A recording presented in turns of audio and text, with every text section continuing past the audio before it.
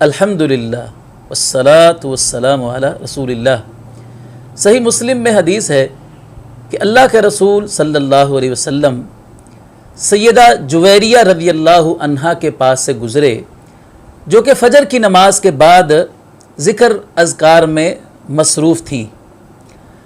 آپ علیہ السلام تشریف لے گئے اور بعد میں پھر آپ دن چڑھے جب دوبارہ تشریف لائے تو آپ نے دیکھا کہ سیدہ جویریہ رضی اللہ عنہا اسی جائے نماز پر ہی بیٹھی اللہ تعالیٰ کا ذکر کر رہی ہیں۔ تو نبی علیہ السلام نے پوچھا کہ جویریہ تم اس وقت سے یہیں پر بیٹھی ہو جب سے میں تمہیں چھوڑ کر گیا ہوں؟ تو انہوں نے کہا کہ جی ہاں یا رسول اللہ، میں اس وقت سے یہیں پر بیٹھی ہوں۔ آپ علیہ السلام نے فرمایا کہ میں نے اس دوران، یعنی جب میں تمہارے پاس سے اٹھ کر گیا تو میں نے 4 کلمات 3 بار کہے ہیں۔ ان کلمات کو اگر تمہارے اس ذکر سے ان کا وزن کیا جائے تو میرے جو کلمات ہیں وہ زیادہ وزنی ہو جائیں۔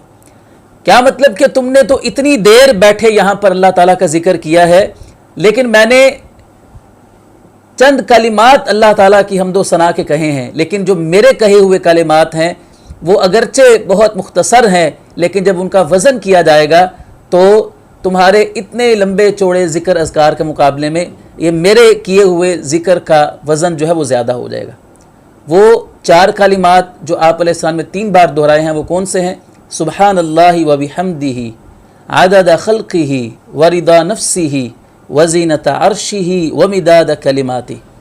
پاکیزگی ہے اللہ کی اس کی حمد کے ساتھ، جتنی اس کی مخلوق کی گنتی ہے، جتنی اللہ کو پسند ہے، جتنا اس کے عرش کا وزن ہے، اور جتنی اس کے کلمات کی سیاہی ہے، اتنی میں یعنی گویا کہ اللہ تعالیٰ کی تسبیح اور تحمید بیان کرتا ہوں جتنی اس کی مخلوق کی تعداد ہے۔ اللہ تعالیٰ کی مخلوق کی تعداد کو تو کوئی نہیں جانتا، اللہ تعالیٰ کے عرش کا وزن کتنا زیادہ ہے کسی کو اندازہ نہیں ہے، اللہ تعالیٰ کے کلمات کی سیاہی کتنی زیادہ ہے اس کا بھی کسی کو اندازہ نہیں ہے۔ تو ان کلمات کے ذریعے گویا کہ بے شمار اور لا تعداد انسان اللہ تعالیٰ کا ذکر اور اس کی تسبیح اور اس کی تحمید کر رہا ہوتا ہے۔